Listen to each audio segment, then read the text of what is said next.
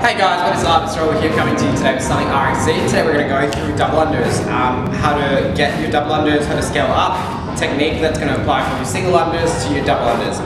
So the first thing is just getting a rope that you like. We just did a review on this rope recently by Rogue. It's a Rich Ronnie rope. It's really cool, I like it, so it's what I'm going to be using today. So the standard rule of thumb is that if you're standing on the rope with 2 feet, that rope is roughly going to get up to your armpits, alright? And depending on how good you are at double unders, you're going to need more length or less length, alright? Something that we find is a lot of people try and use that as the standard rule of thumb, but because they're not very good at double unders yet, they tend to need a little bit more extra rope than somebody who's a bit more proficient at double unders. So as you get better, you can use smaller and smaller ropes, and eventually any rope is going to be good for you. First things first is when you're jumping, the line of action you want is to just feel the balls of your feet. So you want to just get used to being able to jump nice and smoothly up and down, just on the balls of your feet. The next thing is where your hands are going to be. So hand placement's a big thing in relation to your torso. So you want your hands in front, elbows tucked in, and you want the movement to come nice and loose from your wrist. So the first place where people go wrong here is they make the movement come from their elbow, or they make the movement come from their shoulder. And we want to relax everything and just make sure the movement's coming from our wrist.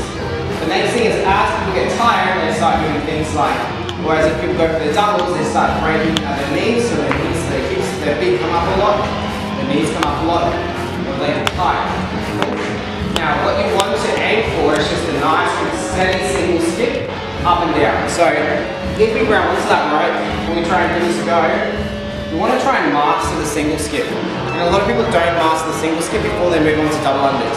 So mastering the single skip looks like, can we apply all these principles that we just spoke about, keeping your elbows tucked, keeping your hands in front, just being nice and loose, moving up and down in your single skip, and being able to maintain that for a while, make it look good. So from here, I want to make sure that I've mastered the single skip.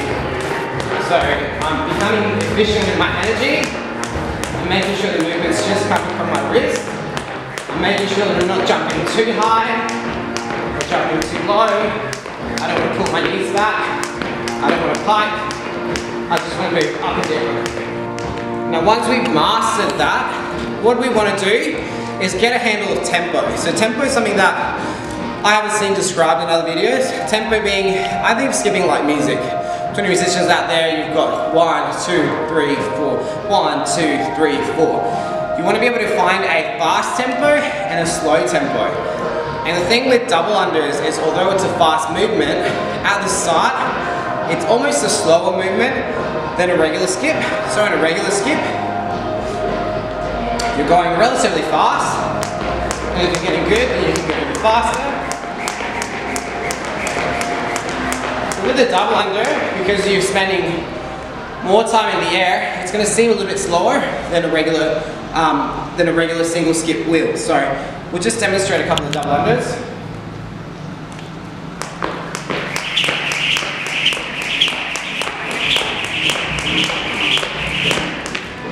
And what we're happening is the tempo to which we're meeting the ground and we're pushing off from the ground is being slightly different than with a single skip.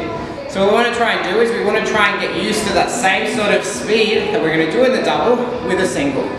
So from here, instead of going 1, 2, 3, 4, 1, 2, 3, 4. So a little bit slower. And then once we have that slow pace, then we want to speed up what our hands are doing. So a little drill that works for people is 5 singles and 1 double. And that's going to look like this.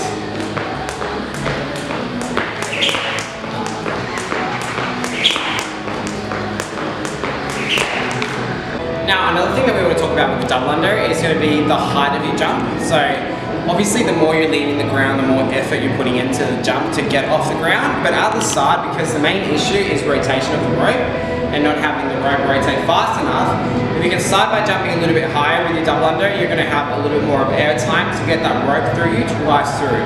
And that's what a double under is. All it is just jumping, and we're trying to get 2 rotations of the rope under us. So instead of getting a small jump, you want to get a little bit of a higher jump. So that's a good start to it.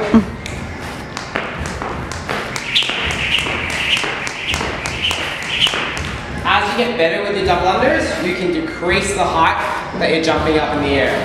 So as you get good, you don't have to jump quite as high, and you can try and keep it a little bit closer to the ground. Try and demonstrate that now.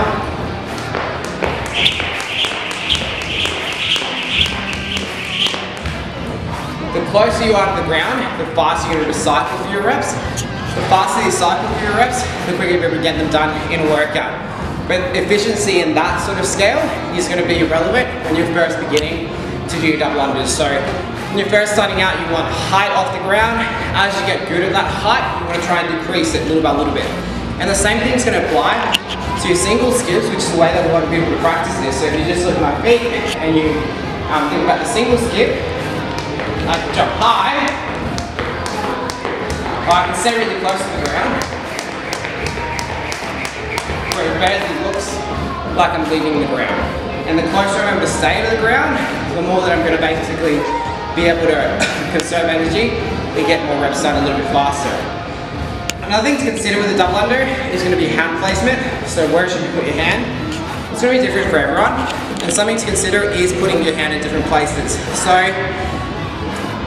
you know, ideally have your thumb at the top, fingers wrapped around that handle, nice and close high. But for some people, when they've got too much of a grip on that handle, movement comes too much from their arms and not enough from the wrist. So for a lot of people who found that if they just have a bit of a fairly loose grip at the end of the handle, they're able to make that movement come from the wrist a little bit more. Another thing to think about with double under is where is your rope hitting? So every time that you skip, your rope's going to hit somewhere in the ground. And as a coach, or if you're looking at other people who are really good at double unders, what you want to think about is if that rope is hitting too close to you, it's just a matter of time for you to trip over it.